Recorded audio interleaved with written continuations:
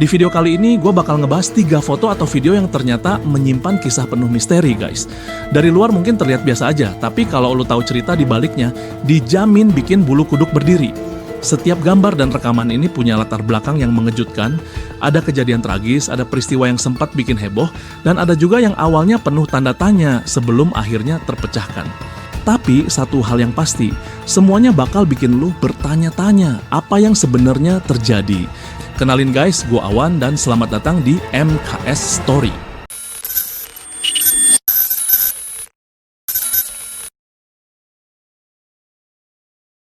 Sekitar pukul 1 siang pada tanggal 28 November 1979, seorang pemandu wisata berusia 52 tahun bernama Peter Mulgrew berdiri di dekat kabin penerbangan Air New Zealand TI-901. Ia melihat keluar jendela, menyaksikan bentangan luas daratan Antartika yang memantulkan sinar matahari sore.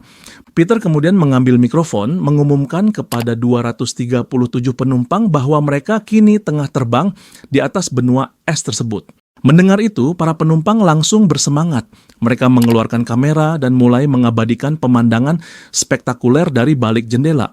Beberapa bahkan bangkit dari tempat duduk mereka, berpindah ke sisi pesawat yang menawarkan sudut terbaik. Dalam penerbangan komersial biasa, perilaku seperti ini tentu tidak diperbolehkan. Namun, TS901 bukanlah penerbangan biasa. Penerbangan wisata ini secara rutin berangkat dari Selandia Baru, membawa penumpang untuk menikmati pemandangan Antartika dari udara, sebelum kembali lagi tanpa mendarat di benua tersebut. Peter yang telah berkali-kali menjadi pemandu dalam penerbangan ini, tahu persis kapan dan di sisi mana penumpang bisa mendapatkan pemandangan terbaik. Setelah beberapa saat, ia kembali berbicara melalui pengeras suara. Jika kalian melihat ke sisi kiri pesawat, kalian akan melihat garis pantai Antartika yang menakjubkan.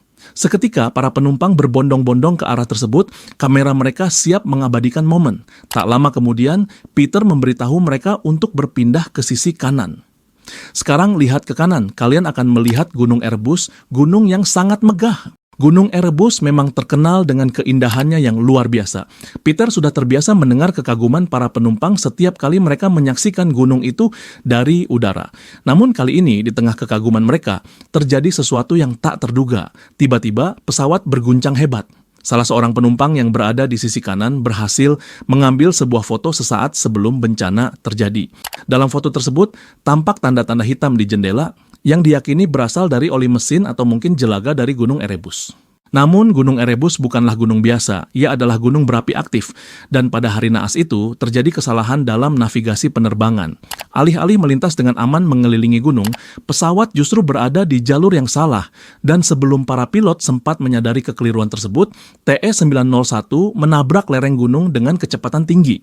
Benturan dahsyat itu merenggut nyawa seluruh 237 orang di dalamnya, menjadikan kecelakaan ini sebagai bencana penerbangan terburuk dalam sejarah Selandia Baru.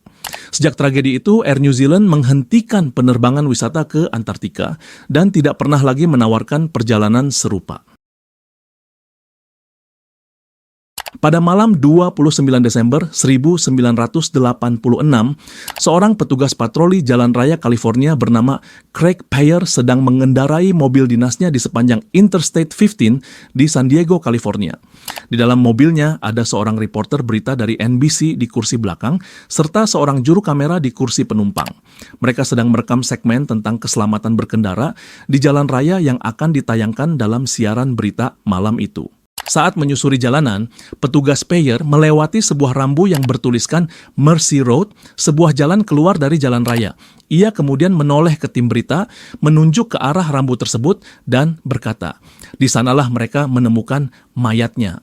Lebih dari 36 jam sebelumnya, sekitar pukul 4 pagi, seorang mahasiswi berusia 20 tahun bernama Kara ditemukan tewas akibat dicekik di dekat sebuah sungai kecil tak jauh dari pintu keluar Mercy Road. Saat itu ia sedang dalam perjalanan pulang dari rumah pacarnya ketika sesuatu terjadi, mungkin masalah mobil atau mungkin karena ia mencoba membantu seseorang. Entah bagaimana ia akhirnya berada di jalan buntu tersebut, di mana ia bertemu dengan seseorang yang berbahaya dan akhirnya kehilangan nyawanya. Inilah alasan mengapa patroli jalan raya California bekerja sama dengan NBC News dalam segmen berita ini. Pembunuh Kara masih belum tertangkap dan tujuan dari segmen ini adalah untuk memberi edukasi kepada pengemudi mengenai keselamatan di jalan raya, terutama jika mereka terpaksa berhenti di tengah perjalanan. Ketika petugas Payer melanjutkan perjalanan di Interstate 15, ia berbicara kepada tim berita yang merekamnya, menjelaskan pentingnya keselamatan saat berkendara. Ia mengatakan bahwa salah satu situasi paling berbahaya di jalan raya selain kecelakaan adalah ketika seseorang harus berhenti karena masalah mobil. Dalam situasi seperti itu, banyak orang cenderung keluar dari kendaraan mereka, padahal itu adalah keputusan yang sangat berisiko. Apapun bisa terjadi, katanya. Anything could happen. Being a female, you could be raped, robbed if you're a male, all the way to where you could be killed. Ia juga mengingatkan agar tidak menerima tumpangan dari orang asing, karena ada teori yang beredar bahwa Kara mungkin telah masuk ke dalam mobil pembunuhnya sebelum ia menghilang. Saat sedang berbicara, petugas Payer melihat ke depan dan memperhatikan sebuah mobil yang berhenti di bahu jalan dengan lampu hazard menyala. Ia pun menoleh ke kru berita dan berkata, "Ini adalah kesempatan bagus untuk menunjukkan secara langsung kepada pemirsa apa yang harus dilakukan jika kendaraan mereka mogok di jalan raya."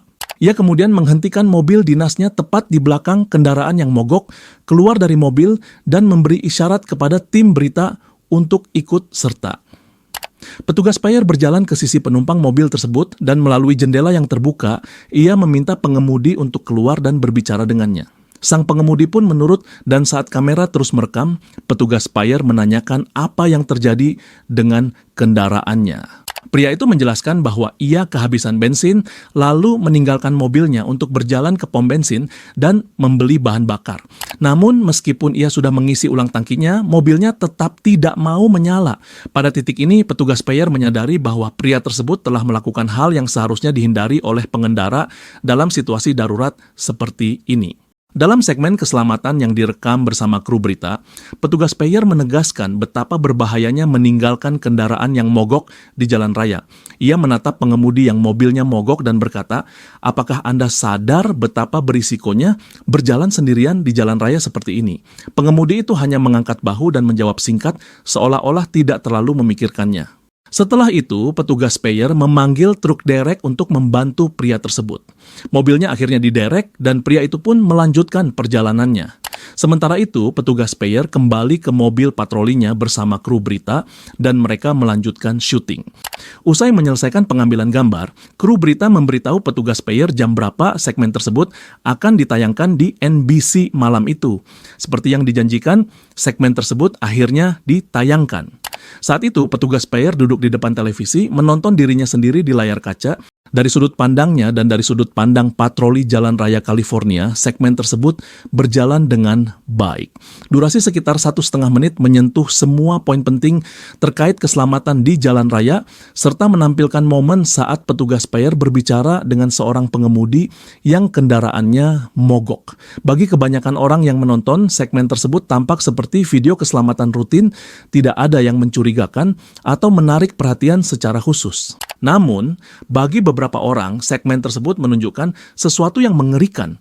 Dalam waktu 1 jam setelah klip itu tayang, polisi mulai menerima banyak panggilan telepon dari orang-orang yang mengaku tahu siapa pembunuh Kara. Polisi pun segera menindaklanjuti laporan-laporan tersebut. Dalam waktu lebih dari 2 minggu, mereka berhasil mengumpulkan cukup bukti untuk menangkap tersangka pembunuhan Kara. Yang mengejutkan, semua petunjuk yang mereka butuhkan ternyata tersembunyi dalam segmen berita berdurasi 1,5 menit itu. Kasus ini ternyata jauh lebih besar daripada yang diduga sebelumnya. Apa yang terjadi pada Kara juga hampir terjadi pada lebih dari 2 lusin wanita lain di San Diego. Para wanita ini memiliki satu kesamaan. Mereka semua pernah bertemu dengan pria yang sama, mengalami ketakutan luar biasa, dan dalam beberapa kasus menjadi korban penculikan atau kekerasan.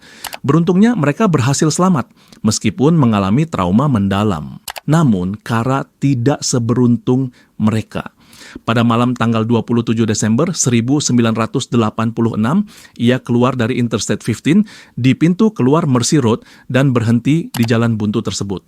Tidak ada yang tahu pasti mengapa ia berhenti di sana. Mungkin ada masalah dengan mobilnya atau mungkin ia melihat seseorang yang membutuhkan bantuan. Apapun alasannya, di sanalah ia bertemu dengan pembunuhnya. Berbeda dengan korban sebelumnya yang selamat karena tidak diberikan kesempatan untuk pergi. Ia mengalami kekerasan brutal, dipukul di bagian kepala dan dicekik dengan tali hingga kehilangan nyawanya. Awalnya sang pelaku berhasil lolos dari hukum. Tidak ada bukti yang cukup untuk menangkapnya sampai segmen berita itu ditayangkan. Beberapa wanita yang pernah bertemu dengan pria itu kebetulan menonton siaran tersebut. Saat melihatnya di layar, mereka langsung mengenalinya sebagai pria yang telah meneror mereka.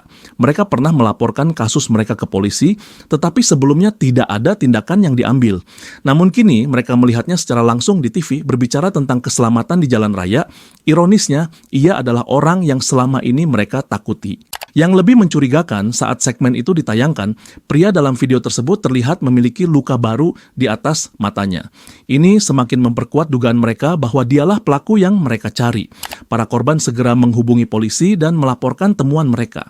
Setelah penyelidikan lebih lanjut, polisi mengonfirmasi bahwa pria dalam video dengan luka di atas alisnya tidak lain adalah pembunuh kara. Yang lebih mengejutkan, pria itu bukanlah orang biasa. Kalian sendiri mungkin tidak akan menyangkanya, guys. Pelakunya ternyata sosok yang seharusnya menegakkan hukum. Ternyata pelakunya adalah petugas Craig Payer sendiri. Setelah bukti yang cukup dikumpulkan, petugas Payer ditangkap dan diadili atas pembunuhan kara. Ia dinyatakan bersalah dan dijatuhi hukuman 25 tahun penjara. Sejak di penjara, ia telah mengajukan pembebasan bersyarat sebanyak 2 kali, tetapi permohonannya selalu ditolak. Meski begitu, ia berencana untuk mengajukan permohonan pembebasan bersyarat lagi pada tahun 2027. Pagi itu, 16 Juli 1945, sekitar pukul 5.30, seorang gadis berusia 13 tahun bernama Barbara Kent terlelap di dalam kabin kemah dansa musim panas di Ruidoso, New Mexico. Namun, tidurnya tiba-tiba terganggu oleh suara ledakan yang begitu dahsyat hingga mengguncang seluruh bangunan dan membuatnya jatuh dari tempat tidur. Ketika Barbara bangun dengan kebingungan, ia melihat 9 gadis lainnya di kabin yang juga terjaga. Beberapa dari mereka bahkan ikut terjatuh ke lantai. Wajah mereka dipenuhi ketakutan, saling bertanya-tanya apa yang baru saja terjadi. Di tengah kepanikan itu, instruktur tari mereka berlari masuk ke kabin, meyakinkan para gadis bahwa kemungkinan besar salah satu pemanas kabin telah meledak. Instruktur itu segera meminta mereka keluar dan berdiri di tepi sungai sementara ia memeriksa camp untuk memastikan semuanya baik-baik saja. Dengan jantung berdebar, Barbara dan teman-temannya berdiri di luar mencoba melihat apakah ada tanda-tanda kebakaran. Namun langit terlihat cerah tanpa asap atau api sedikit pun. Saat mereka menunggu dengan cemas, Barbara merasakan sesuatu menyentuh ujung hidungnya, dingin dan lembut. Ketika ia mendongak, ia melihat butiran salju turun dari langit. Gadis-gadis lain pun memperhatikan hal yang sama, mengangkat tangan mereka untuk menangkap butiran putih yang berjatuhan. Salju turun di bulan Juli di New Mexico, itu seharusnya sesuatu yang mustahil. Sesaat kemudian, instruktur mereka kembali mengatakan bahwa ia tidak menemukan tanda-tanda kebakaran atau ledakan. Semua tampak baik-baik saja. Para gadis merasa lega, tetapi pikiran mereka kini dipenuhi oleh keajaiban salju yang turun. Dengan penuh semangat, mereka bertanya apakah mereka boleh berenang di sungai sambil menikmati momen langka ini. Menyadari betapa luar biasanya pemandangan itu, instruktur mereka tersenyum dan mengizinkan mereka. Tanpa ragu, Barbara dan teman-temannya berlari kembali ke kabin, berganti pakaian renang, lalu kembali bermain di air sambil membiarkan butiran salju menyelimuti tubuh mereka. Mereka tertawa, membuat bola salju, dan menikmati keajaiban alam yang mereka yakini sebagai peristiwa cuaca langka. Instruktur mereka bahkan sempat mengambil foto Barbara yang tengah berdiri di tengah sungai, tersenyum bahagia di bawah salju yang turun. Ketika tiba waktunya pulang, para gadis kembali ke rumah masing-masing membawa kenangan tentang peristiwa luar biasa yang mereka alami di camp. Tidak ada dari mereka yang tahu apa yang sebenarnya terjadi hari itu. Baru 17 tahun kemudian, ketika Barbara telah berusia 30 tahun, ia menyadari sesuatu yang mengerikan.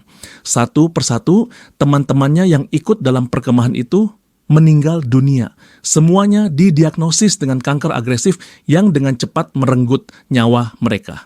Dari 10 gadis yang ada di camp hari itu, Barbara adalah satu-satunya yang masih hidup.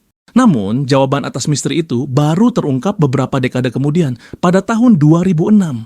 Memang benar ada ledakan pada pagi 16 Juli 1945, tetapi itu bukan berasal dari pemanas kabin. Ledakan itu adalah uji coba Trinity peledakan bom atom pertama di dunia oleh Project Manhattan yang terjadi 64 km dari lokasi kemah mereka.